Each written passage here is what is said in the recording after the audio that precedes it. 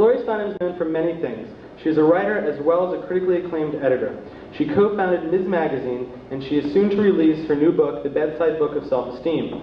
She's helped to form many organizations, including the Ms. Foundation for Women, the National Women's Political Caucus, and the Women's Actions Alliance.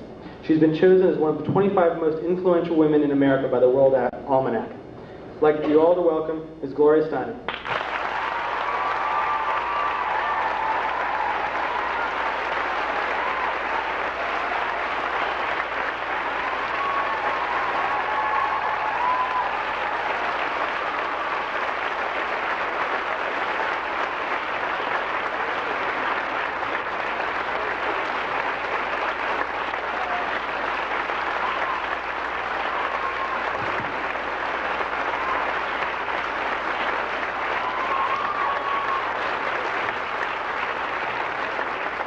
I can tell from that applause that you don't need me at all.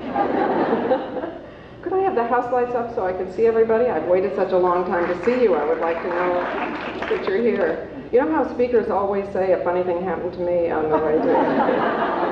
I've been speaking for years. I've never started that way, but I feel because of your incredible patience and endurance that I should tell you that the continental flight from LaGuardia to Worcester was canceled. That after much altercation they put us on a Trump, only for you would I get on a Trump shuttle.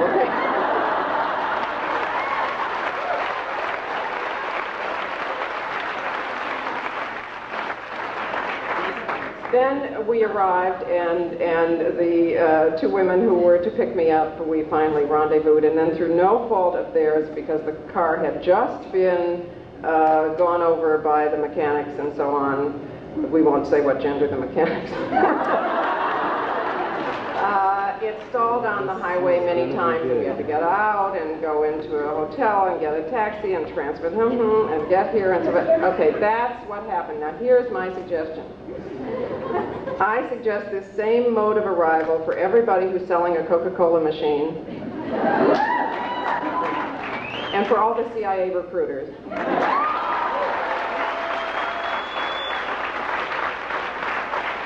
And you'll have no problem at all. How many of us have been together before? Because I was here a few years ago. Raise your hands. Oh, just a few. Well, I really thank you for taking time out of your busy lives and taking twice as much time as I had anticipated that you would have to take. But thanks to the fact that you have done that and taken a chance on me, a stranger, we have about an hour or so together tonight. And here's my goal, that each of one of us, me included, leaves this hall with a new piece of information, a new subversive organizing tactic, a new feeling of support, of community, some very practical way to make our lives in this campus a better place tomorrow. And in order to make that happen, I need your help. Because what we've got here is an old-fashioned structure with me up here lecturing to you in hierarchical style, and you looking at each other's backs. And hierarchy is based on patriarchy, which doesn't work anywhere anymore anyway. So, during what is usually called the question and answer period, I hope that you will feel completely free, not just to ask questions, but to give us answers. We could all use some. To make any organizing announcements of upcoming troublemaking meetings you think this group should know about. If there's something, you know, you'd rather not say where the bodies are buried, if you'd like me to, just pass me a note. I'll read it. I'll say anything. I'm going home tomorrow morning. But generally, to turn this into an organizing meeting. No group this size should ever get away without being an organizing meeting, and all feminist speakers say if we come today and there's no creative trouble tomorrow, we haven't done our jobs. Now, and I hope we can discuss any of the campus issues that you would like to, from recruitment to Coca-Cola. And I know, too, that you have an enormously active community here with the Women's Center and the Student Union and LASSO and ISA and the Asian Society and all kinds of terrific groups and gay rights groups, and, you know, so I'm looking forward to this organizing session. We do meet, however, at a particular time in history, however diverse our backgrounds, however long we individually have been on this earth.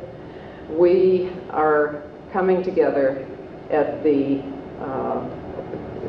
well, really almost at the end of the second decade of the second wave of feminism in this country. It's important to have some historical perspective because even in this very young country, there was, of course, a first wave of effort to overthrow or humanize, you can pick your verb tonight depending on the state of your patience, the caste systems based on race and based on sex.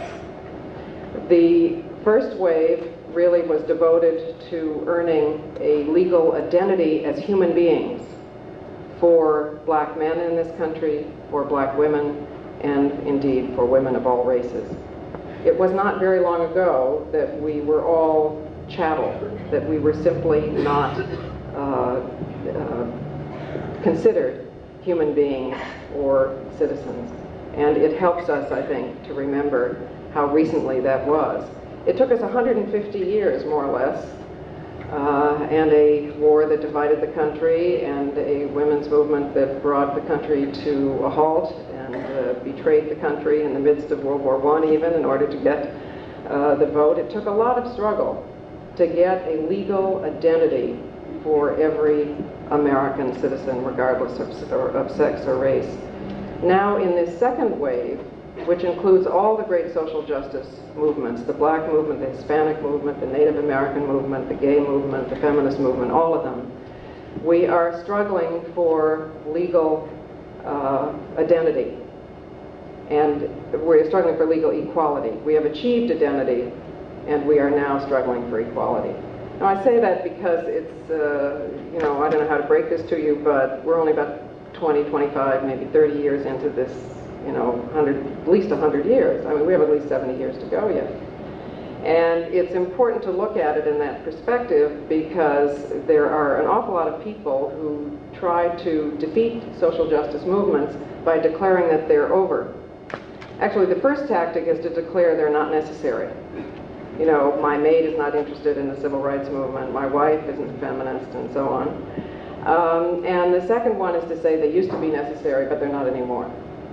So we find ourselves now in a time when our consciousness has been raised, especially when we look at women of all races and ethnicities and groups. We understand that our situation was not decreed by religion or by Freud or, would you think it was right here that he spoke? I like the idea of desecrating the place.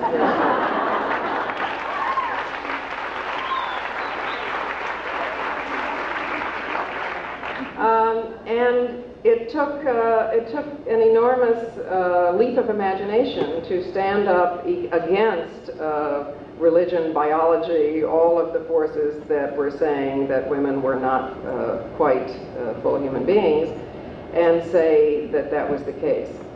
Now, of course, we are in a second stage of the second wave, which is trying to make these new dreams and new ideas of equality that we have now, and the majority of this country supports, into real institutional change. And that is much longer and more difficult than the consciousness-raising stage that goes like wildfire. Now we are trying to change the real structures of our lives in the way that power and money and child rearing and dish doing and all of the tasks and power of life are distributed. That is far more difficult. And we are in that stage wherever we look. We have the idea of equal pay, which is itself a revolution. It's the first time that the majority of this country has supported the idea of equal pay. But we don't have equal pay. We have the idea of equal parenthood, but we don't have the shorter work week or shorter work day, the child care centers, all that we need to make equal parenthood a possibility. Wherever we look, we are in this stage of having our consciousness raised, our ideas and our dreams have gone ahead of us, we are just beginning to make institutional change.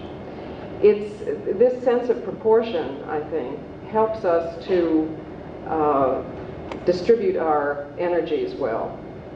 I don't know about your life. I'm sure that there are lots of people here in the 5th stage of burnout already, like me. But I think that burnout is a function of naivete. It's a function of thinking, this is so unjust. Surely if we just explain it to people, they will want to change it. And not understanding, though, the degree to which others are benefiting from this system, the depth of the problem, that it's 5,000 years of patriarchy and racism we're dealing with here, that it took 100, 150 years to get a legal identity, so it is going to take quite a while to get a legal and social equality, because we need that to help us pace ourselves. But it's also important because we are here for a particular reason tonight, and that is to really contradict the definitions of democracy in the past of this country by saying once and for all that feminism and democracy are linked, that one cannot have one without the other. It is simply not possible. I would like to remind you by reading the immortal words of Thomas Jefferson that this was not the spirit in which this country was founded. Were our state a pure democracy, he said, there would still be excluded from our deliberations women who, to prevent deprivation of morals and ambiguity of issues, should not mix promiscuously in gatherings of men. Even the most radical of the founding fathers did not perceive women as part of this democracy. Indeed, even those who tried to outlaw slavery at that Constitutional Convention and understood that it would afflict this country for hundreds of years to come if it were not done, did not attempt to include women of any race. Now, you will note the words he used, which had to do not with politics, but with deprivation of morals, ambiguity of issues, should not mix promiscuously in gatherings of men. This is part of the problem, part of the depth of the discrimination against women, because it is even deeper than politics. Indeed, I would say that what happens to men is defined as politics, and what happens to women is defined as culture. And so they tell us, you can't do that, you can't change that, you know, that's culture. It is one level farther down. But I think we would all disagree roundly with Thomas Jefferson at this moment in time. But I wonder if we would disagree enough, if we would go to the depth that we really must do. I suggest to you that we cannot have democracy without feminism, and indeed that the revolutions that have attempted to establish democracy have been betrayed by leaving the inequality of women.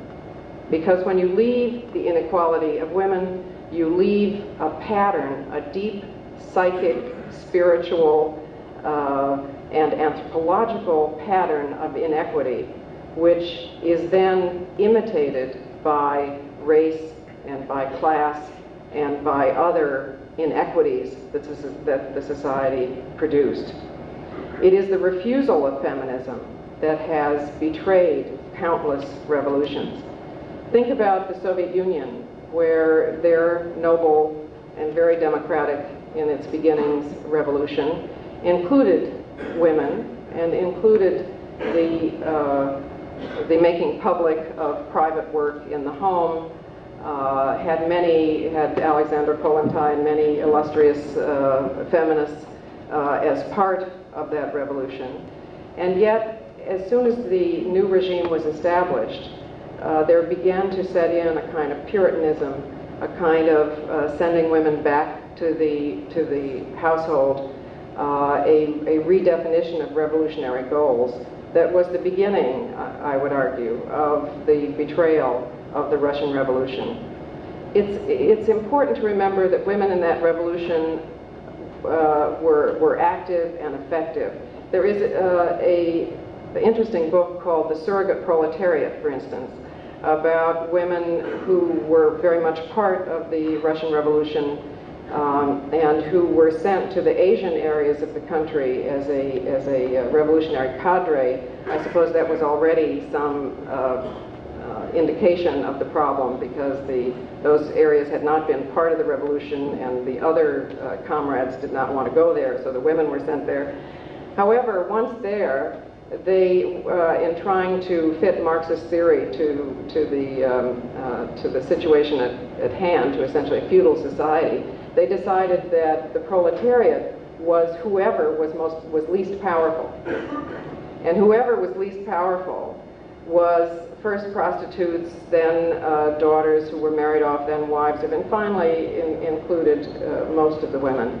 They organized very successfully, and they changed those women's lives, or rather, they helped the women to change their own lives very successfully, a little too successfully, because they were done away with in the Stalinist purges. Every one of those, that feminist revolutionary cadre, were killed in the Stalinist purges.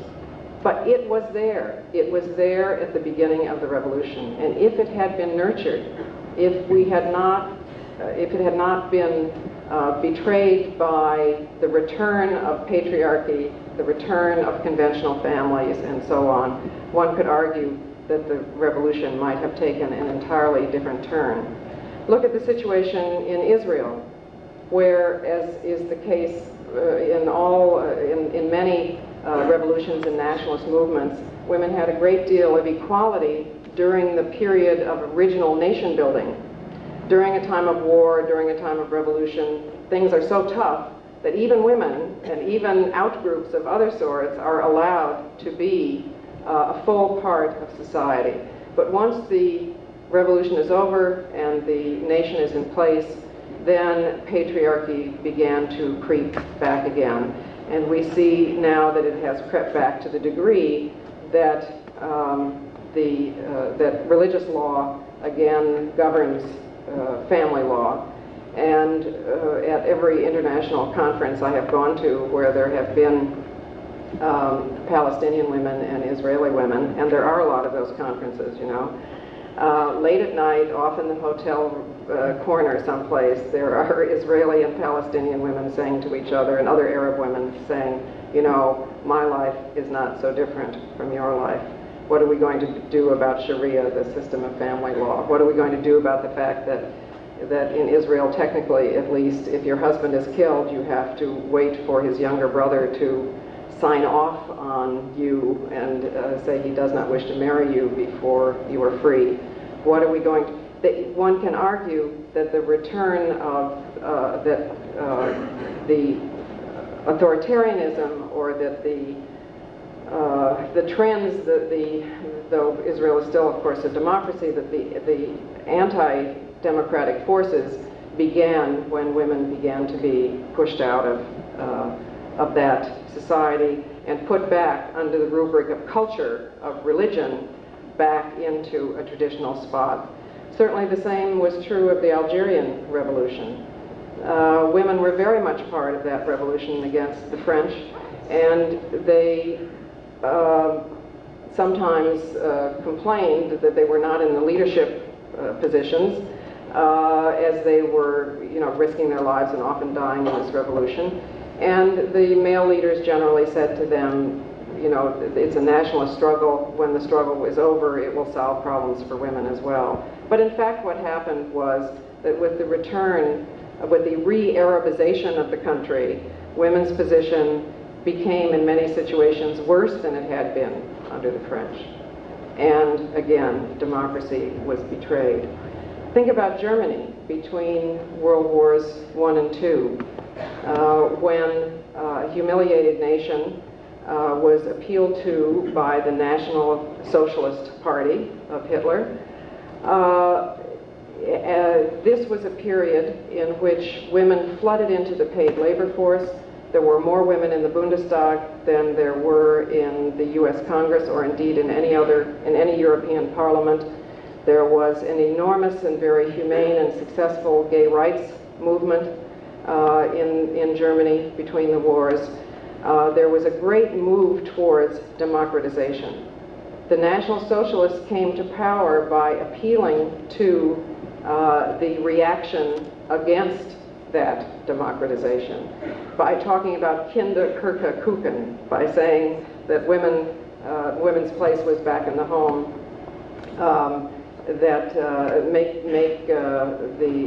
the point was to make Germany a man again, to restore the patriarchy, to restore the master race, Superman, and so on. These were the forces of reaction that brought Hitler into power. And let's not forget that he was elected. And let's not also forget that he was not obviously evil at the time he was elected, necessarily. If evil were obvious, it wouldn't be evil. He was a champion of the poor and of the working man, literally the working man. He was a vegetarian. He was a lover of animals. I remember reading a very sobering women's magazine article written in an English magazine about Hitler by a woman who had gone to interview him and who talked about this, this magnetic, charismatic, kind, compassionate champion of the poor. Let's not forget that he called himself a socialist, albeit a national socialist. And let's not forget that that in Mein Kampf, he makes very clear, he says, when I come to power, I will put an end to the ridiculous idea that a woman's body belongs to herself. A woman's body belongs to the state. Now here, I think, we come to the shared radical root of women's subjugation. We are the means of production, the means of reproduction.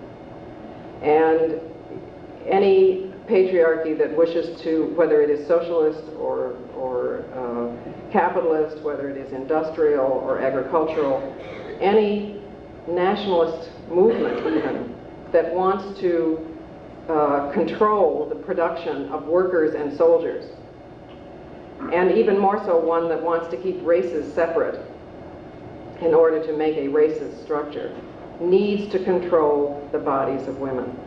Only by controlling how many children we have, under what circumstances, with whom, why and how are they legitimate, only in this way does the state gain the power to determine the production of workers and soldiers and to maintain a racial separation.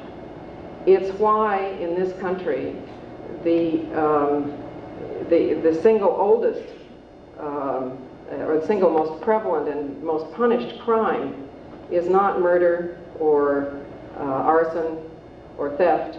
It is miscegenation. That was for many years, indeed until the 60s, a crime and the most punished crime. For a black man to have children with a white woman, no matter how much out of free will on both of their parts, was a crime. Indeed, for a black man to even look at or be thought to be in any way sexually attracted to a white woman often got him lynched even before he could be convicted of any other crime.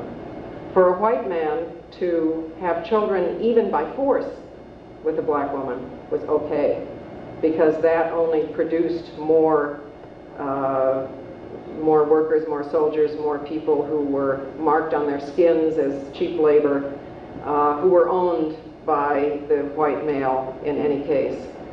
But for the black man to have children with a white woman was to literally take over the means of production, if you will, of the ruling group. It is this single issue of women's bodies as the means of production that has, for thousands of years, caused women to be subjugated. And it is the reason why we see anti-democratic forces, anti-feminist forces in this country focusing on the reproductive rights of women. If the law has a direct relationship to the fetus or to the fertilized egg, then a woman's body is nationalized for all of her childbearing years. And it is in fact, the taxi driver who brought us here was saying that he heard on the radio a discussion in which a right-to-lifer proposed, a Boston right-to-lifer proposed that a woman who is pregnant and goes horseback riding should be prosecuted for attempted murder. If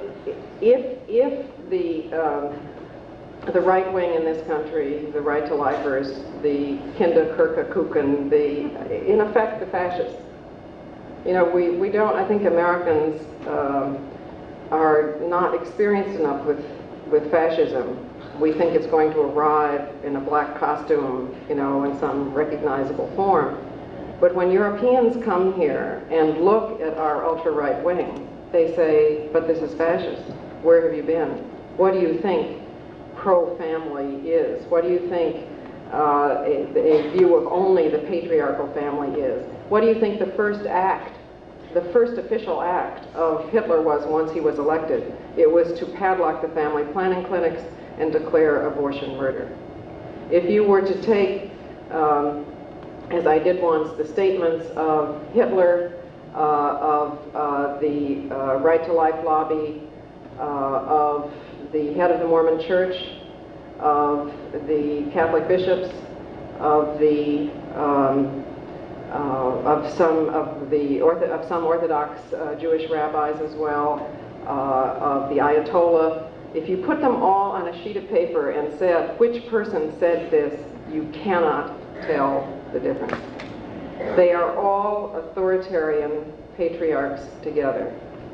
And they are all the Achilles heel, not just for the female half of the population, though that would be enough, but for all of us who care about democracy. As long as we leave the patriarchal family as a dominant family form, of course we can choose it if we wish, but as long as it is reinforced by law and enshrined by religion and imposed as the primary family form, then we have made an anti-democratic cell and training place and greatly reduced the possibilities that we are going to be able to have a democracy. It is in our families that we are trained to believe that somehow, some way, our fathers' professions are a little more important than our mothers'.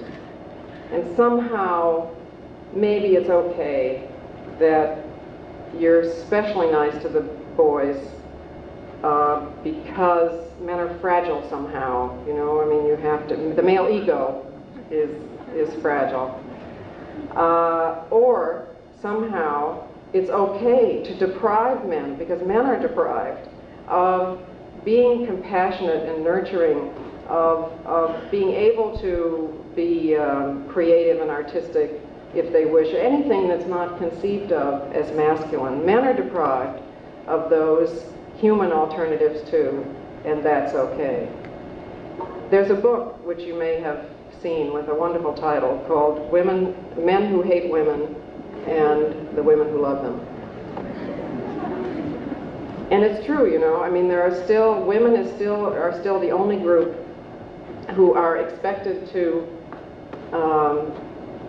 even love people who don't quite think that they are as important or equal. We don't expect, I hope, we don't ever expect Jews to love anti-Semites anymore. And we don't expect the plantation days in which blacks were supposed to love their oppressors. But we still expect women, sometimes in some ways subtle and sometimes not so subtle, to love people who don't think that they are equal. Now, when I heard that book title, I said to myself, that's how Reagan and Bush got elected.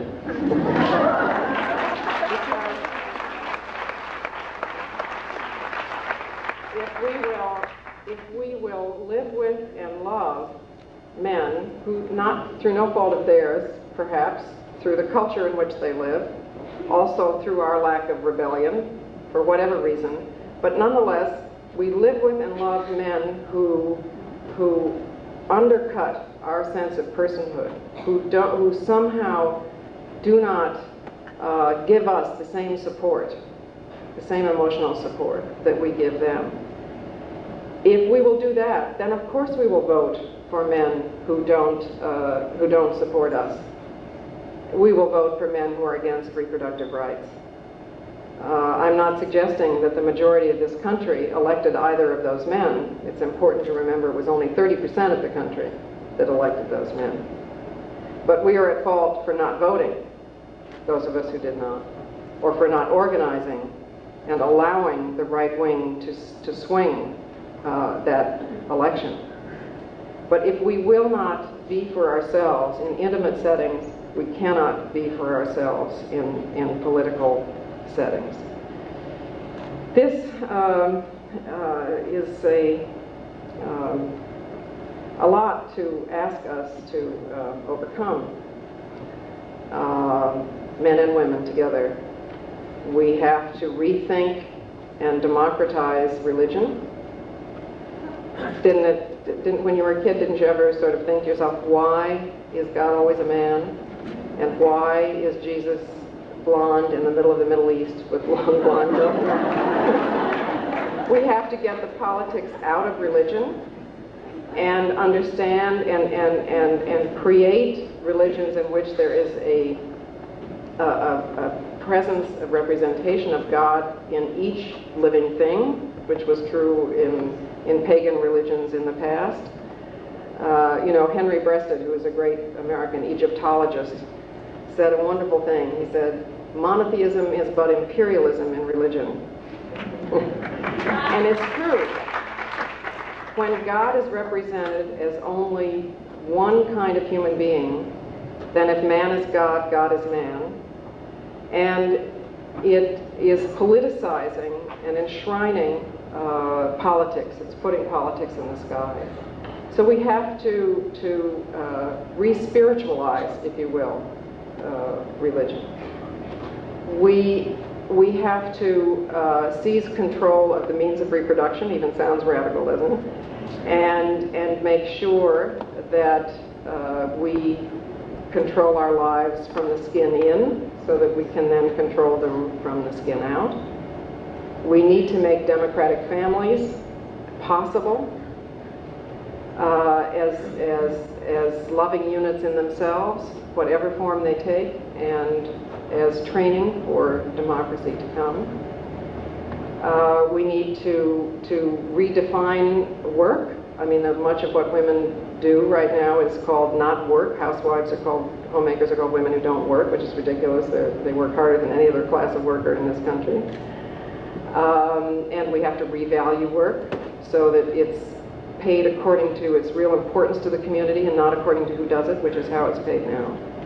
Any occupation that's mostly female, mostly black, mostly Hispanic is less well paid regardless. I mean, it's why parking lot attendants get more than child care attendants. I mean, we could go on with this, but you understand the problem. We need to get the politics out of our media so that there are no longer 4 times more men on television than women, and so that we aren't presented with such things as black family dramas that are always comedies. Now, at least there are some black family television series, and that's good. That's up from invisibility, okay? But they're all comedies, and they're pretty much all about poor middle-class people, whereas the big television series about white families, like GloriaSteinem, whatever the current versions are about the very melodramas about the very rich. What political message is that? You know, what are we being told? That it's a lot of suffering to be rich? You know, we wouldn't want to try it. There's a lot of laughs to live in the ghetto. I mean, what's going on here?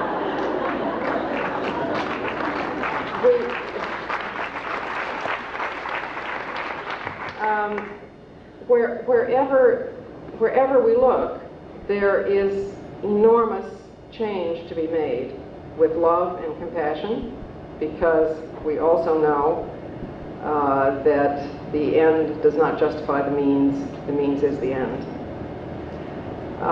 So we have to use the means that reflect the end we wish to achieve.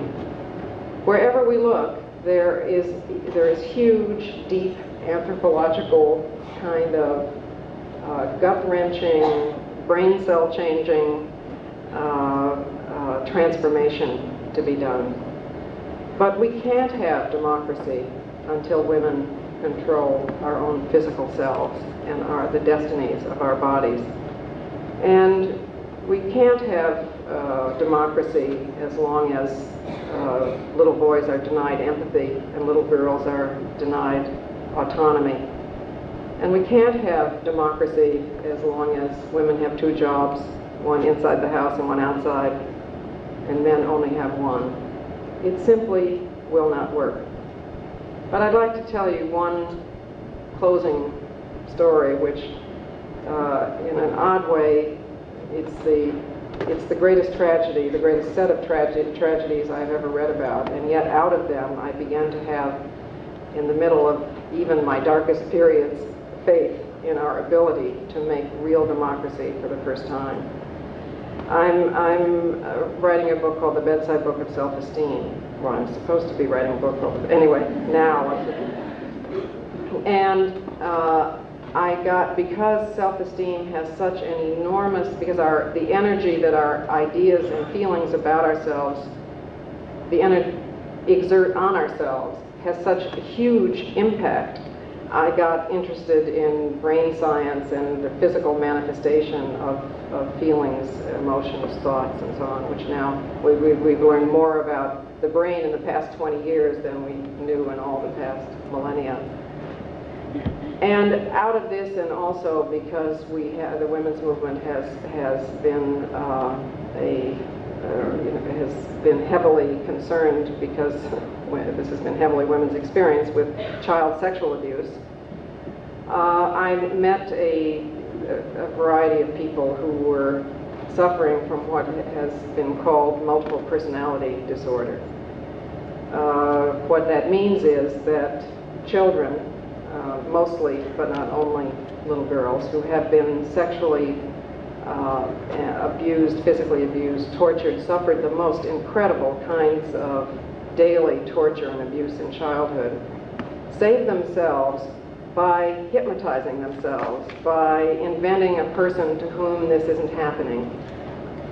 And having dealt with the world that way, they continue to deal with the world that way. So they split off different personalities and function in the world quite well that way. There's a personality who takes care of their work life, and a personality who takes care of their home life, and there's still the child personality who comes out from time to time, and there's people without the so-called host personality knowing it. There can be 2, 10, 12, 15 different fully developed personalities with different names, different life histories, different genders, sometimes speaking different languages. Actually, sometimes I think this disease is a metaphor for women's condition. I don't mean to diminish in any sense the suffering of this problem, but women who have a fully developed wife person and a fully developed mother person and a fully developed hostess person, and yet the host personality doesn't know who she is, we are probably different only in degree from this larger tragedy. But people with multiple personalities may have different responses to medication in those personalities. They may have different eyeglass prescriptions, not because they think they have different eyeglass prescriptions, but because the curvature of the cornea actually changes.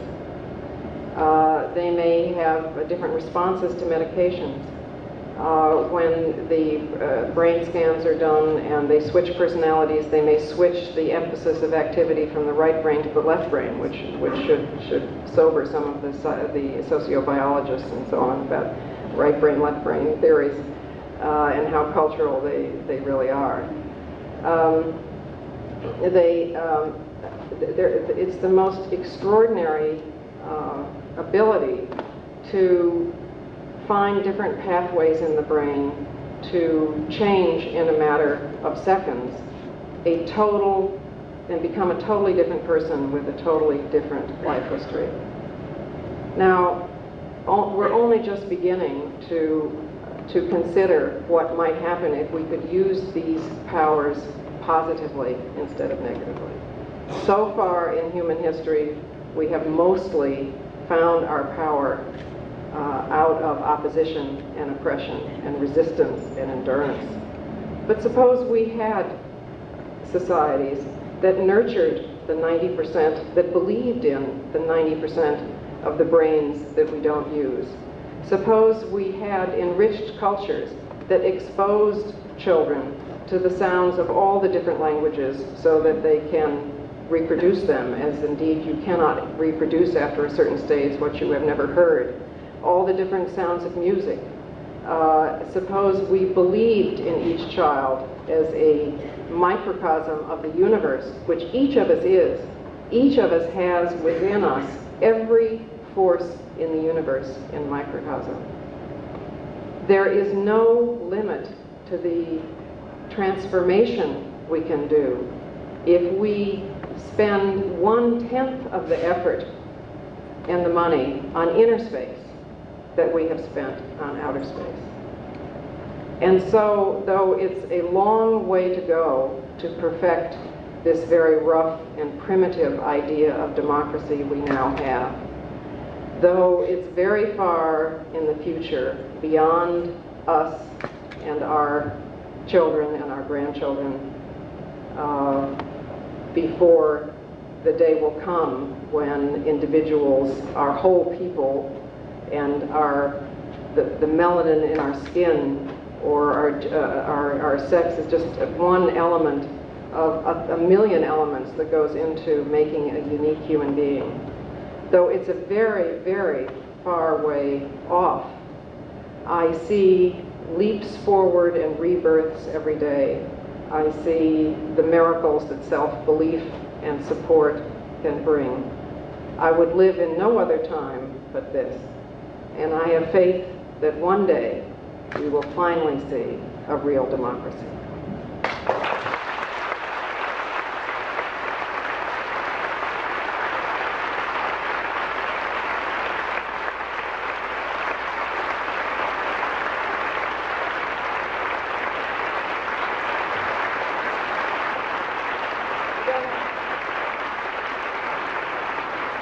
I don't have time to applaud because I think I took some of your organizing time, and I know that it's getting late in any case. And I have all these wonderful little missiles here, like somebody gave me a remarkable letter left in a Xerox machine by a fraternity brother named Fish. The freshman girls are looking mighty scrumptious this year. Could be excellent potential for the Little Sister program, which Tom put together and ran very well. We seem to be getting some very good PR. Not anymore.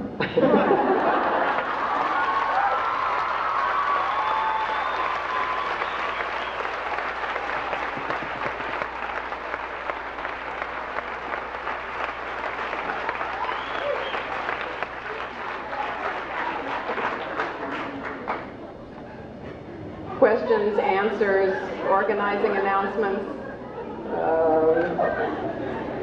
There's a mic here, but if it's too much trouble to come to, if you just want to say whatever you would like from where you are, if people can't hear you, I will repeat it. And especially the folks in the balcony who can't get down here to this mic. Yes? Along the same lines of Coca-Cola and the other one that you mentioned, which I can't remember. CIA. CIA, right. Remember them? Yeah. Domino's Pizza, the major owner, one of the owners is a major contributor to the anti-choice movement, so I spread the message to people when I see them to continue to boycott or begin boycotting Domino's and any other places that in any way contribute to the anti-choice, anti-feminist movement. Domino's Pizza. I didn't know that. Could you explain to people why they should boycott Coke? Because I'm not sure that everyone knows why. Well, you probably have bigger divestiture experts than me about Coke's particular holdings in South Africa. The question is, could I explain to everyone why you should boycott Coca-Cola because the information may not be out? And I am saying it is because of their investment in business in South Africa. But if there's anybody here with more particular information, please come to the microphone.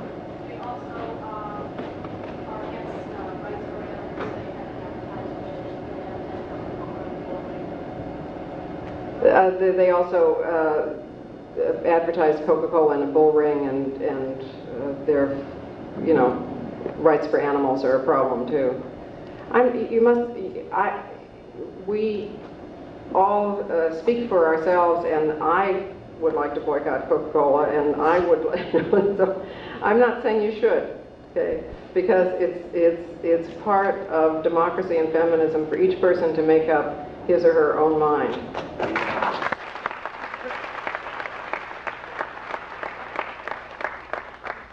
My name is Meg Broadhead. I've been assistant coordinator of peace studies here at Clark for the last year. I'd like to tell you that I have been very active with the Catholic peace movement for about 12 years, with the Catholic left, very active on a broad range of social issues. A lot of what I've learned has come through the Catholic worker movement, which was started by Dorothy Day. It's a pacifist perspective, very much promoting justice and peace. It's also a perspective that has questions about abortion on demand. And I raise this point to say that I think abortion is a genuinely painful issue because some of the disagreement occurs between groups that agree on a number of other issues. I have to say that from my experience, not every challenge to abortion or question about abortion comes from a fascist perspective. And I'd be glad to hear any comment you have. Okay. No, I am not talking about individual people who choose not to have abortions. Reproductive freedom means what it says. And every person I know who believes in reproductive freedom would protect your right not to have an abortion just as much as protecting your right to have an abortion. It means stopping forced sterilization, it means all the things that we know. Where the fascism comes in is only when one person says to another, you can't have an abortion. And when people block the entrance of clinics or chain themselves to the door or otherwise forcibly keep another human being from making a free choice.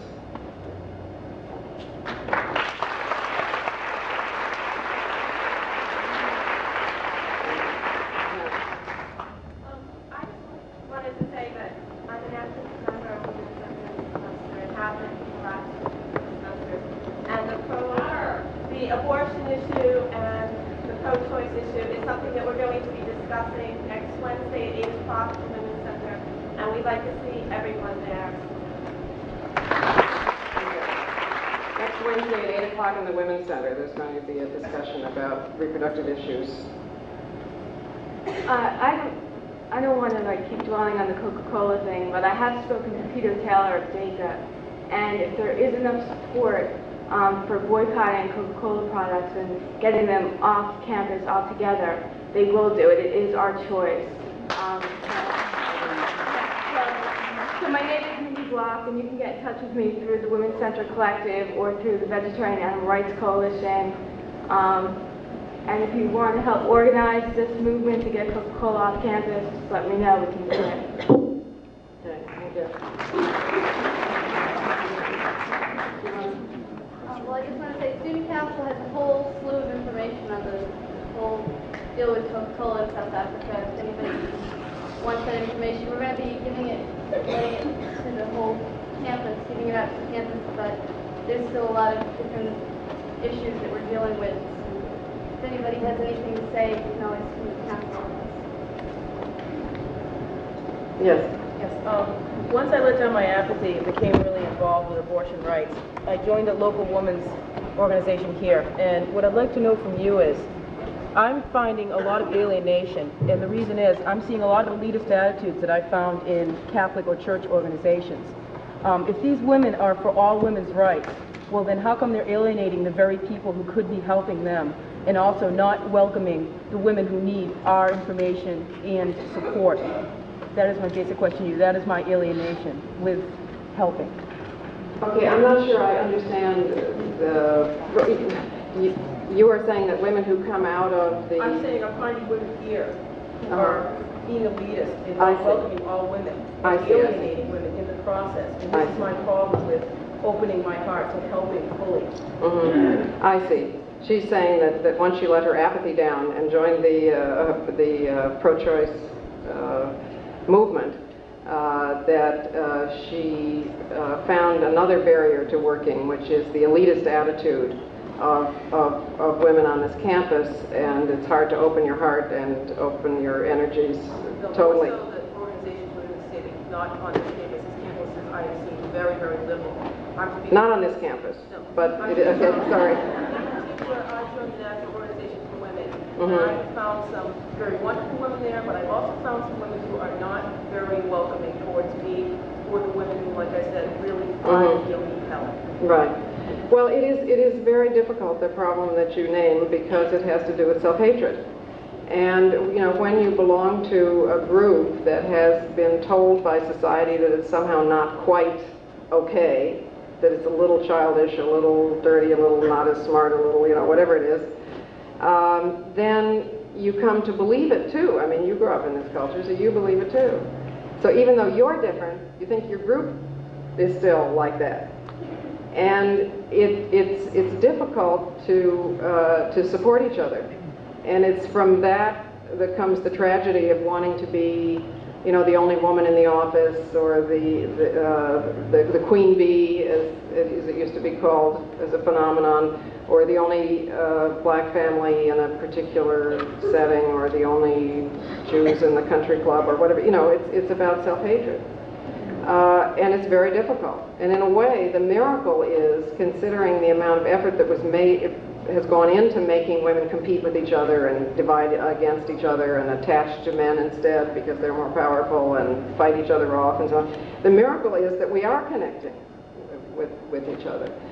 But we need always to look at where our real hearts and interests lie, and to understand. I think it helps a lot to just be very practical about it, you know, and to understand that wherever you are, you're still a woman, right? So, you know, it's like all those dreadful racist jokes about what's a black nuclear physicist in the South, a nigger, and all that horrifying stuff. Well, what's a woman anywhere? You know, a successful, achieving woman on the board of directors, or a wonderful artist, or what? She's kind of a bitch. She's kind of difficult. She's kind of, you know, I don't know. I mean, any woman who's non-conforming is presented sooner or later with this phrase, gee, you're not as bad as everybody says, when they meet you. So you know that some stereotype has gone before you. And once you begin to realize that there's no escaping it, then it's in your interest to bond with other women and to change this stereotype together. It's especially great on a campus to do this from an organizer's point of view, you know, because campuses are, I know it's difficult to organize because your populations change every 4 years, and it's, you know, it seems hard in a lot of ways. But it's a great microcosm to make positive change and to learn how to make even more positive change when you leave. And one of the most helpful things is to connect across those boundaries. And my lesson in this regard came from Boston University years ago, where there was a tenure issue, I think, with the women faculty, and they were organizing and carrying on. And then there was a issue about the women's health clinic with the women students, and they were organizing. Nobody paid much attention to the, you know, the women, or then the faculty and the students got together. It still didn't quite work. Then they organized together with the women who were the telephone operators and the clerical workers on campus, who were underpaid in the way that many or most or maybe all campuses underpay their non-professional staff. And they had a lot of job issues. Well, suddenly it worked, their organizing, because nobody had cared much when the English department went on strike. And nobody had been too alarmed when a lot of women slept out on the lawn and, you know, generally protested on this health care issue. But when not one phone call went in or out of that campus for 24 hours, suddenly everybody looked quite alert, you know. And if the telephone operators and clerical workers hadn't had the support of the faculty women and the student women, they would have got fired. But it worked because they all crossed these boundaries and worked together on something of mutual interest. My name is Deborah Shaw, and I'm one of the co-directors of Choices. And for people who don't know what Choices is, it's Clark's Sexuality and Contraceptive Counseling Center. It's been established since 1969, and we've made a lot of progress in the last 30 years. It's no longer just a place that people look at. The only place they know is, oh, you can go there and get condoms. That's not what we're just all about. It is what it says it is, Sexuality and Contraceptive Counseling Center. It's open to any member of the Clark community, and we offer a lot of information. We have a diverse library, and we have trained counselors who are there to talk about any of these issues. If you're having any personal conflict with them, we're the organization to go through. We're established. We're located in the basement of Hughes Hall, and we're there. We're willing to help, and we have the resources available to us. We have many connections throughout the community, and that's what we're there for. And I want to say personally that I have a great amount of respect for the work that you've done. And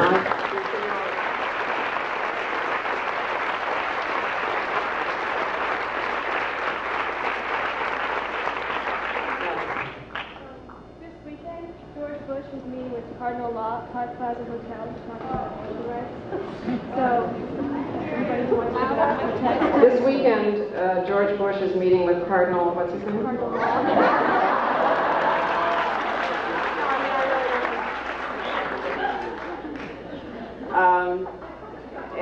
At a hotel? Park Plaza. At what time? You don't know exactly what time? 11:30 on Saturday. 11:30 Saturday morning at Park Plaza Hotel. If they would like a woman's point of view about this issue. You know, I first got involved in this movement really by going to cover an abortion hearing many years ago in New York State, and they also had invited to testify 14 men and 1 nun. Consequently, women gave their own hearing, and it was the first time I'd ever heard women tell the truth in public, and it galvanized my life. So perhaps they would like to have a little speak out outside the hotel about, you know, women who have had this experience and what their experience was, and, you know, personal stories. Yes? I have a comment to make. I find the focus of pro-lifers on the abortion issue, the height of hypocrisy, when there are so many things in the environment that are harming pregnant women, and they're harming the fetus of pregnant women. We look at Rocky Flats, what happened there. I mean, so many babies had damaged, you know, were born damaged, and pesticides and food chain. All those things, I mean, they are connected with right to life and right to life.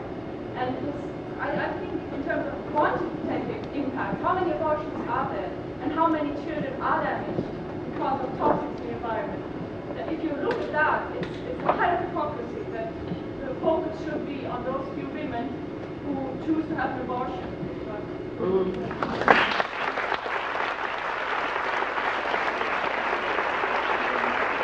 Well, I understand how you feel, and that makes sense. And at another level, that there's if you look at public opinion polls and constellations of issues, you find that anti-abortion groups, I'm not saying that everybody who's anti-abortion is also pro-capital punishment, but there's a fairly large correlation among those issues. And on the surface, it seems hypocritical or wrong, but actually it isn't, because the point is not what is decided, but who decides.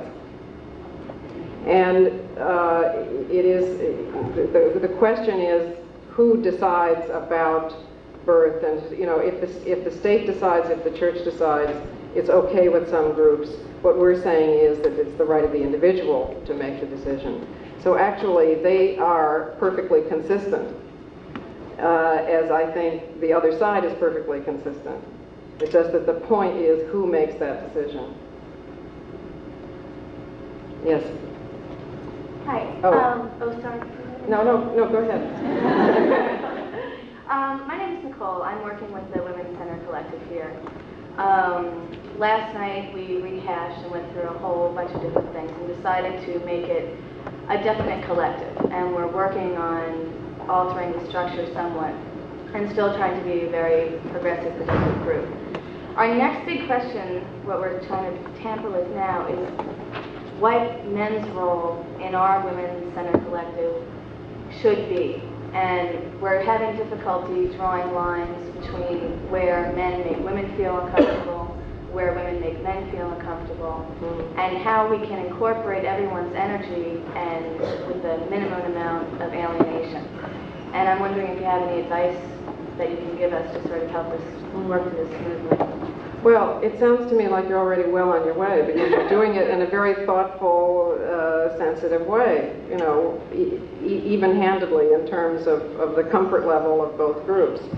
I think it depends on the individuals involved and on the task involved, so that there are a lot of circumstances. I mean, for a lot of women, they haven't had a place to be free and tell the truth, and it's hard for them, us to be, to have a man there and so on.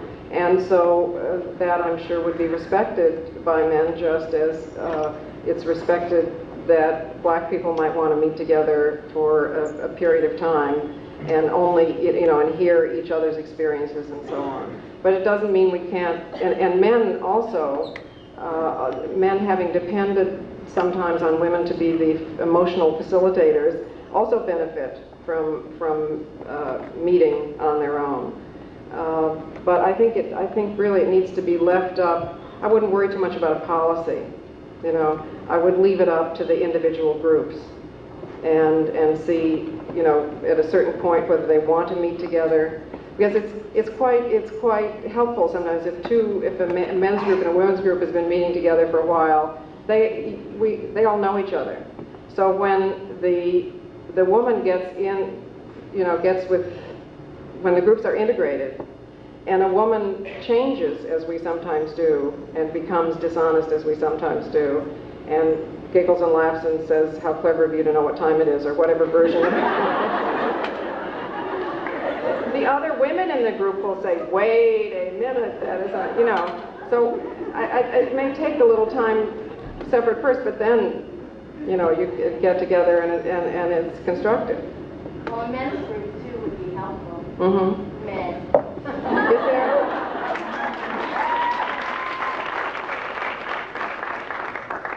Yes, because, look, you can get an extra, what, do we live 8 years longer? We'll give you 4 years. Where else can you, that's not a bad offer, because what's shortening, one could argue statistically that what's shortening men's lives is the male role. Because if you back out all the statistics of violent deaths, or deaths that could be, from drugs, alcohol, speeding on the highway, whatever you might attribute in some extent to the male role, actually the life expectancy is not that different. So men also have a lot to gain. Yes?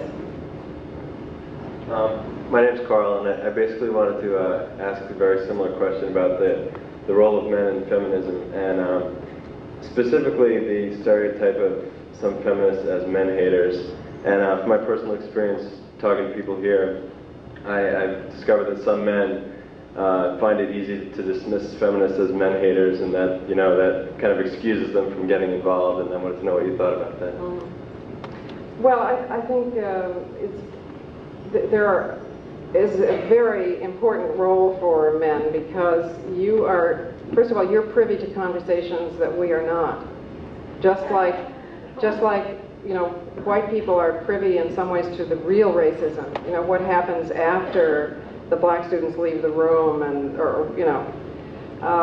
So for you to say with pride, I am a feminist, it will be taken with a level of seriousness and into settings where, you know, we couldn't go.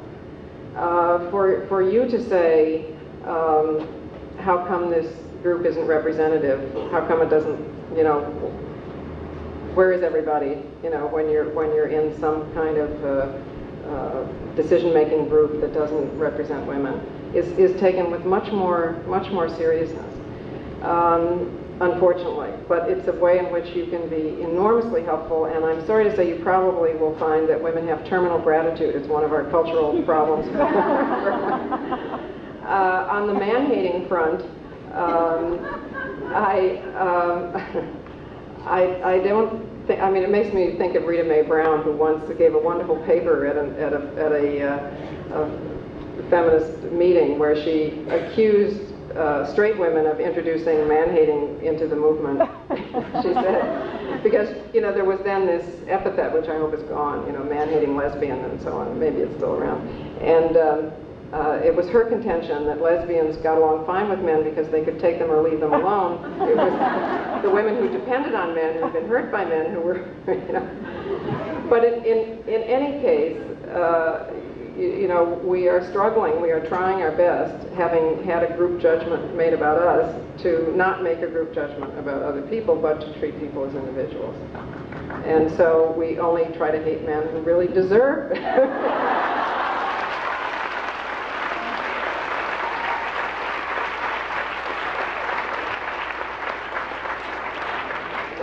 Someone else was at the mic.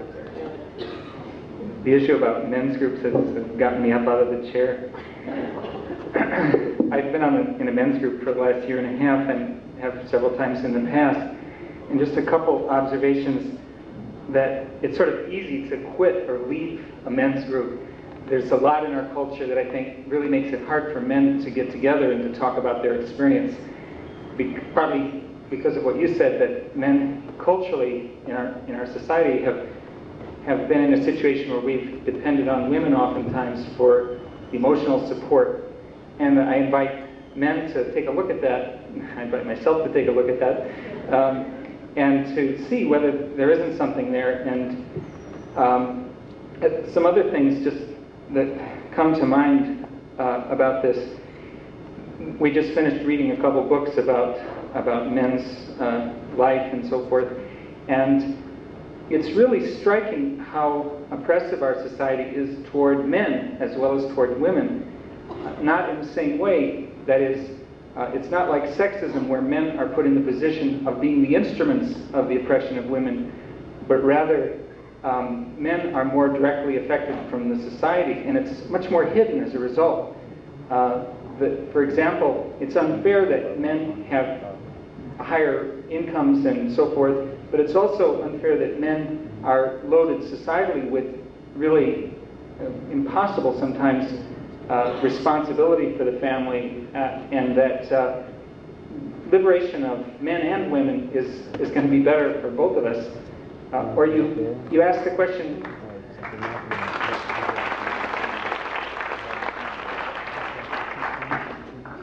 I was once in a group where the question was asked of the women in the audience. It was a group of men and women that had met separately and then came together.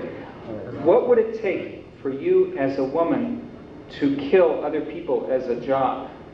That is, as a, let's say, in the military.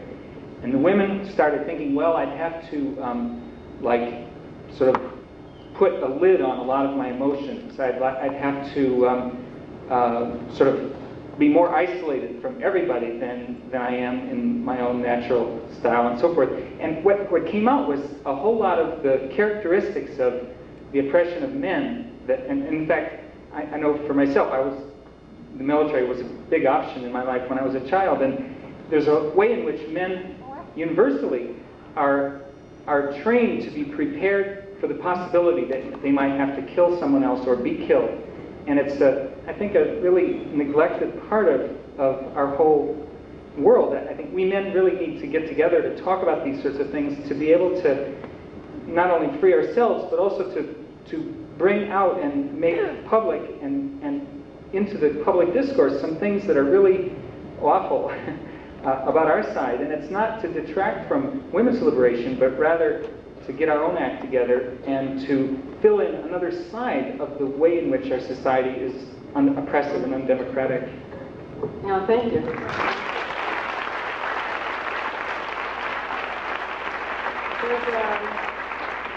There's a new book out called Refusing to Become a Man by John Stoltenberg, which I recommend to you.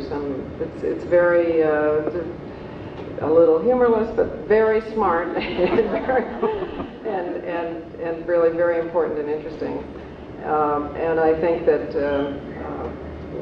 we understand very well that we're all part of the same revolution. You know, I have a friend I have a new friend who's 16 years old, and she was saying to me that she really appreciated the fact that what seems to her like way back then, you know, sort of, that we actually stood up and said, you know, in the face of biology and religion and everything, no, women are human beings, women can do anything men can do.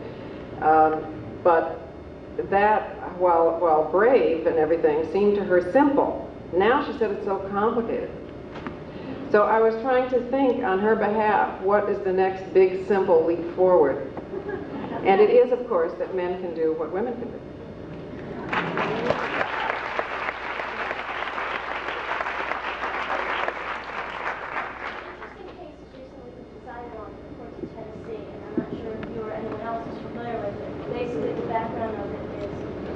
Married couple could have children and decided to have in vitro fertilization, in the process of which they got divorced, and now they were in courts fighting for these frozen embryos. The woman obviously wanted to have children, and the man said he didn't want responsibility, he was no longer married and didn't want to be a father. The courts decided in favor of the woman, which in some respects is obviously a good choice for the woman, but it was also made a very loud statement about abortion.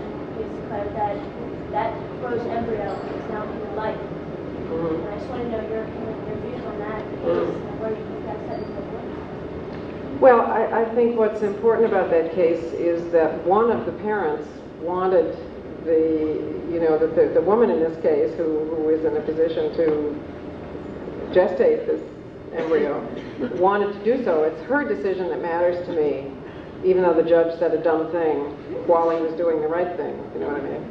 So, which makes it therefore very controversial. It's controversial, but he may have decided the right thing for the wrong reasons.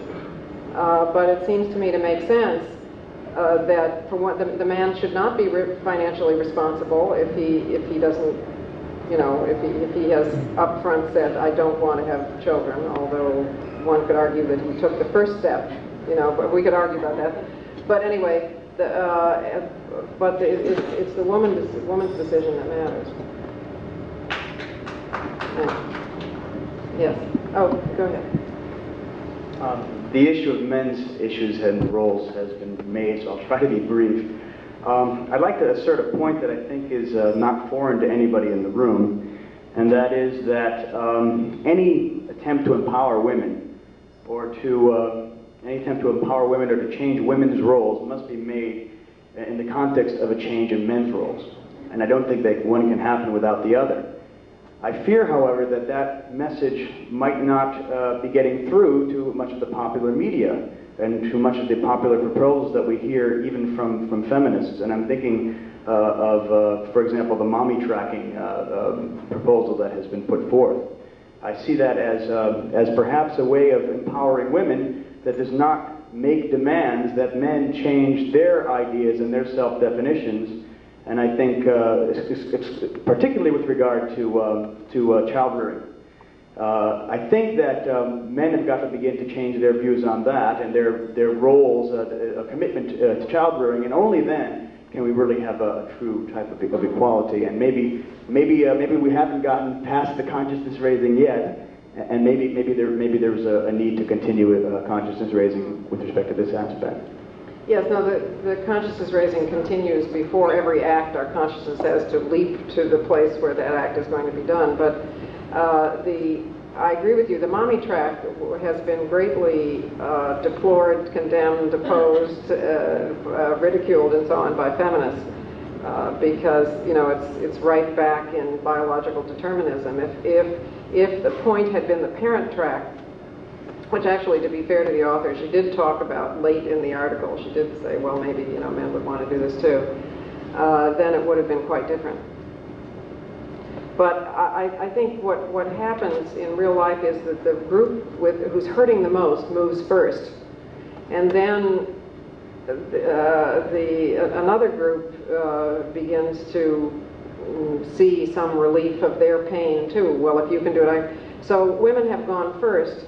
Men are beginning to move as well. But I don't think that it's even right, it's not right for women to speak for men either. Nor do I think that women can make men's revolution for them. You know what I mean? It's like we made the soup and now we're going to make the revolution for you. So the kinds of voices we're hearing here this evening, yours and other men who have spoken, are what's important. You know, you're saying what's in it for you, what humanization is for you. I'm not saying what's in it for me, in fact.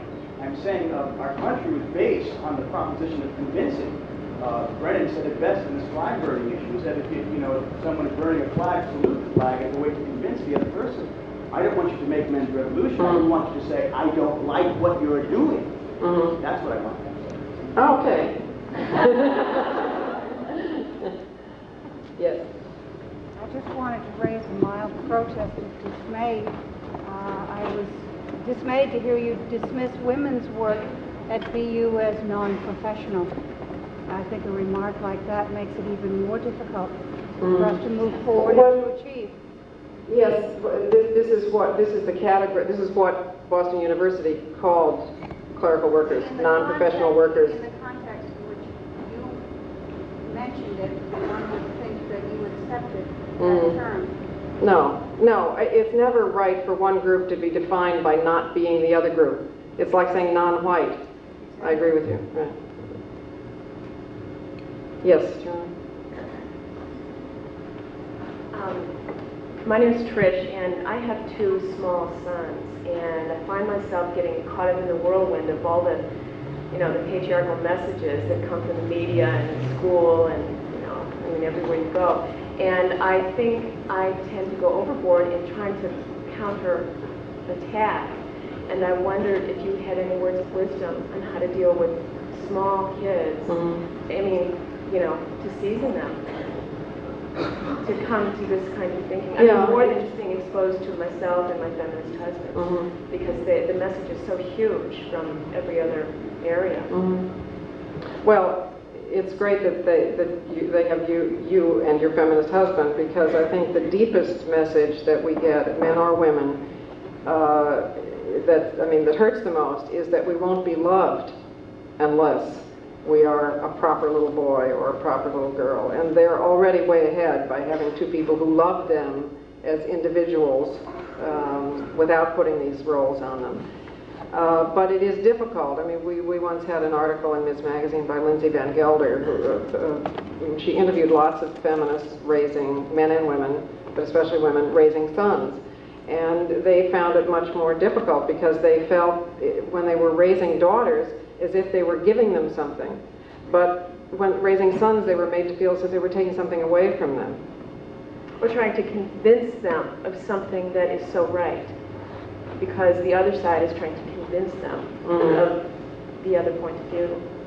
Well, I guess I believe in, I'm sure we all believe in saying yes more than we believe in saying no, so I think it's saying yes to the parts of them that they have and are part of their unique selves, but don't fit into the masculine stereotype. if you say yes to those and nurture those and value those, you know, then they're more likely, I think, to preserve them and to value them themselves. The and part of them that's already there.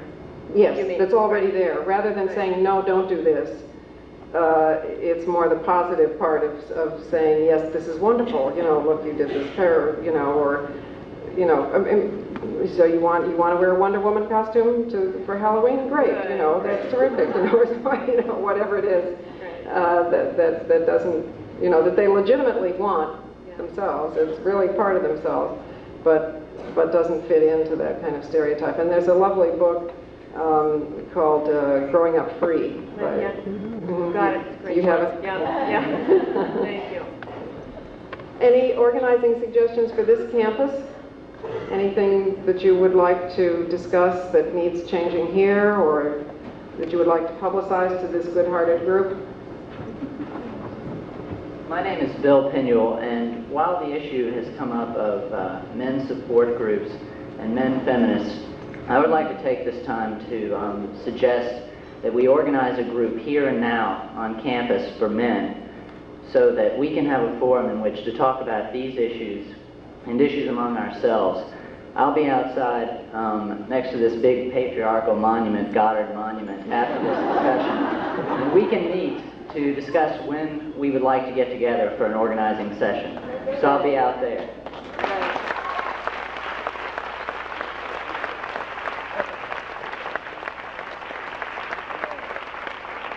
I just want to tell you that part of the reason that I arrived here in good humor was that the taxi driver whom we had, who was listening to our discussion of Playboy and abortion and, you know, and all this stuff, it was very interesting, you know, because he said, you know, he said, I have a 7-year-old daughter, and my sister, he says, gives her dresses and tries to make, he said, but I make sure that she, you know, plays sports and that she can play in the mud and get herself dirty if she wants to, because I think it's so terrible that she, you know, she shouldn't be restricted in that way. And my other guys in the garage make fun of me because I go home every night to make sure that I have dinner with my wife and my 3 daughters. But that's what's most important to me, and my wife is my best friend. And I, you know, I mean, and this is kind of very sincerely, the other women in the taxi can testify to, coming out of this very nice, tough guy who was a Marine and who was all these things, and he said he was also a Boy Scout in the 60s when, you know, you were totally a fag if you were a Boy Scout. But he and all his friends in the neighborhood were Boy Scouts, and they grew up to be big and strong, and when they got into high school, they wore their little Boy Scout you know, socks and green tassels and stuff like that, because now they were these huge guys and said, okay, now, you know, he was just generally a very decent, loving, compassionate human being. And I think, you know, there are people like that all over. Our problem is who we've got in the White House, who we've got in many leadership positions. I feel much better and much more cheerful when I look laterally than when I look vertically. But there is a lot of good hearts and a lot of change. The worst problem, I think, is that we get isolated from each other. And one of the biggest functions of an evening like this is not that you are learning anything you didn't already know, but that you come together and know that there's a shared kind of hope here for a different kind of world. We each sit and we read the newspaper and we look at television and we feel isolated because we don't yet have institutions that reflect these changed values. So we need to make, you know, mini nations, mini institutions, temporary institutions like tonight, to know that we're not alone. Are there any other organizing announcements? Otherwise, I think that we should. Question up here. Oh, okay.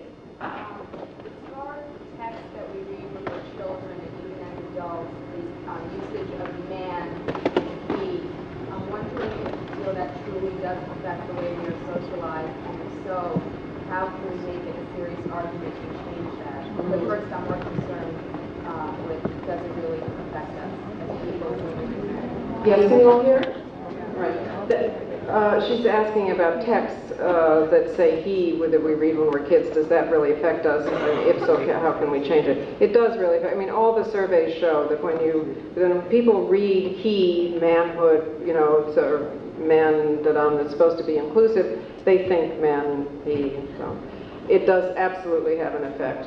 And there are many very good guidelines that have come out of various parts of the movement to help us innovatively, be accurate in innovative ways and figure out how to phrase things accurately.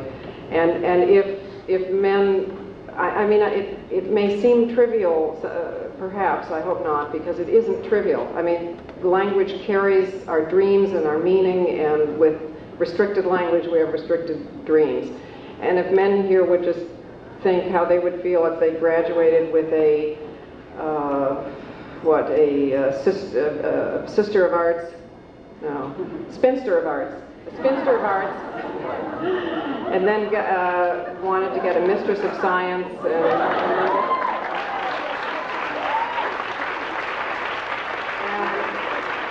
and everybody said to you, oh no, that's a generic, that includes you too, right? It doesn't. So all we want to do is make words that do include us all. Yes. I just want to say if there are no further questions, there'll be a short reception following, and I'd like to thank you all for your patience. Okay, all right, well, can I say one, do you have an organizing announcement there? Not organizing, it's just a comment. Well, go ahead, because you've been, why don't we just take these three folks who've been kneeling there, I'm worried about your arthritic, and then we'll, then we'll end. All of our campuses, I think it's really great that people have been organizing for abortion rights. But I think another thing that's really important that the women's movement has missed out on is abortion support group, post-abortion support group for women. So I think that's a really important thing to organize on campuses. It doesn't exist at the moment? I don't go to Clark, but there isn't one at UMass. I see. We have various support groups on Tuesday nights, and if we want to come. Okay, this is at the Women's Center. There are... This is more the Women's Center thing. So on Tuesday nights, we're trying to arrange floating times for support groups so that all people, working people on daytime, nighttime, can attend them. On this Wednesday night at 8 o'clock, we will be discussing what topics people would like for support groups and what defines a support group and what defines a discussion group. All are free to attend with ideas, desires. Great, thank you.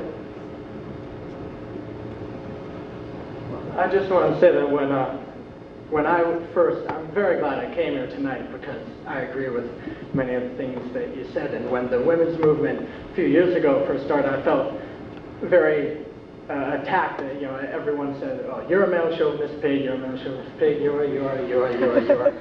So you're wearing pink, maybe you're not. But I think what has to be kept in mind, and what gets lost a lot of times, is that as I see the women's movement from my male point of view, is that it's an upgrading of women, but you have to keep in mind that, I mean, I always felt that in some ways there was, I'm going to break you. You're a man, I'm going to break you. And it shouldn't be a tearing down of the male. It should be a promotion of the female. And definitely a breaking down of some of our traditional ideas of where the male stands. But I just feel that all too often it's turned into the type of, I'm going to break you, I'm going to wear you down. Well, I think it's true there are a lot of angry women with a lot of good reason to be angry when you consider, what happens in the street and in your childhood and, and abuse and all that. But I think the primary reason we are heard as angry, especially in the media, is that it's just so unusual to hear a pro-woman that it's bizarre. But I think that the main problem is that it's the normal male-female relationship has been defined as 60-40 or 70-30. So even though we are only talking about 50-50, it's perceived as threatening because men feel demasculinized if it's not the 60% or 70% that they have been raised to believe by this culture. So just being attacked as a person, not as some masculine god.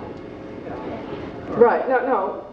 Being attacked as a person, but we have to. Well, I know we won't always do it at the right times. It makes me think of Flo Kennedy, my old lecture partner, who some of you probably know, who was always full of great epithets and epigrams and so on.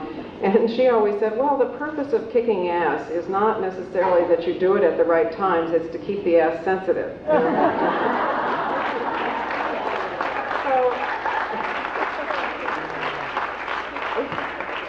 It's sort of, we may not always do it exactly right with, but at least we're communicating. At least we're not just going home and saying, oh, what a, we're at least paying men the honor of attempting to tell the truth. And I would only suggest as a sort of, I don't know, the idea of not tearing men down but bringing women up to their level is not the same, because I think men, so I would, rather than that, I'd rather suggest a circle as a ideal that we're all after.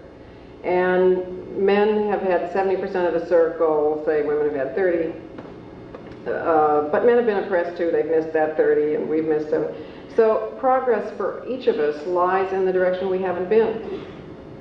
So it may well lie for women in becoming more assertive and autonomous and daring and outrageous and so on. It may well lie for men in becoming more compassionate, closer to one's own children, more willing to admit uncertainty, less unempathetic, whatever it is. But each of us is trying to complete the circle of ourselves. We're each trying to be the whole human beings, the microcosms of the universe that each of us is. Okay, we've done some organizing, but I will, but not enough. Okay, so I will end by making my organizer's deal with you, which I made the last time I was here. I should ask you what happened. Well, there aren't enough of you. Well, anyway, here's my organizer's deal.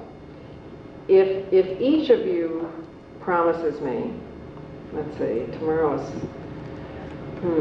Okay, if each of you promises me that in the 24 hours beginning at 9 o'clock tomorrow morning on Friday, you will do at least one outrageous thing in the cause of simple justice.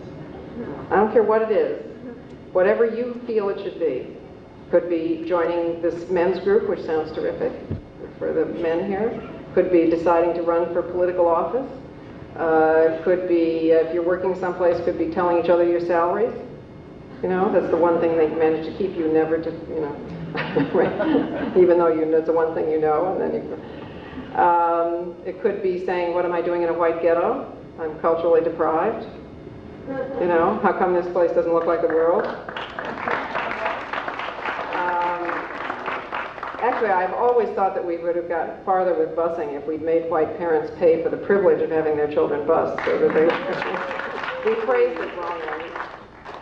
And this, of course, this one outrageous thing is in addition to just the normal things of writing 3 letters protesting or supporting or praising something. You can do it while you're watching The Late Show. It's not hard. 3 letters a week. 10% of your salary if you have one for social justice. Best investment you'll ever make. Money's not going to be worth anything next year anyway. Might as well give it to social justice. 1 demonstration a month just to keep your blood up. But anyway, if you do in the 24 hours tomorrow this one outrageous thing, I swear to you that I will do one outrageous thing too. Okay? And I promise you 2 results. First, by Saturday, the world will be better. And second, you will have such a good time that you will never again get up in the morning saying, will I do an outrageous thing? But only, which outrageous thing will I do today? Thank you.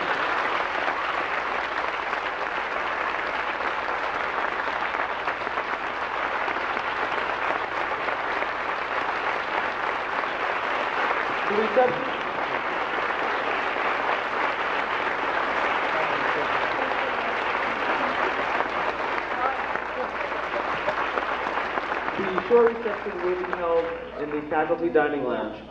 You're all welcome to attend. Hey,